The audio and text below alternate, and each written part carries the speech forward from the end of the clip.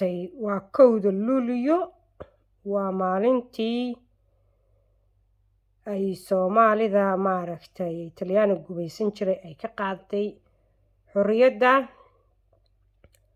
dhinaca gobollada waqooyina waxay ka qaateen 26 Juun.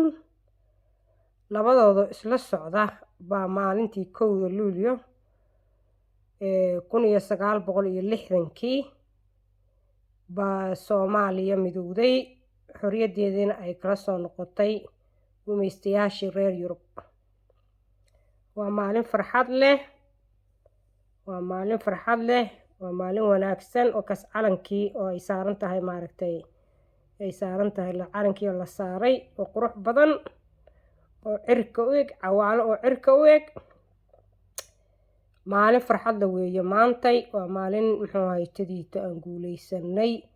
waa maalin dadkii maalinkaa noolaa ay dareemi karaan farxaddeeda iyo wanaaggeeda. waa maalin aan u baahannahay inaan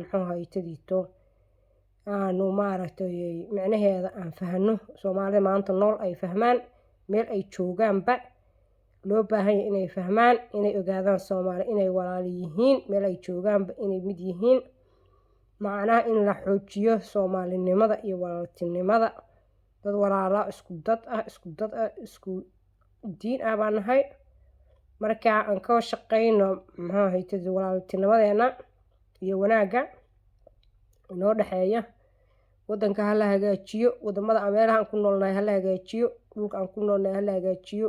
meel kastoo la isugu tagana walaaltinimada iyo soo dhaweynta iyo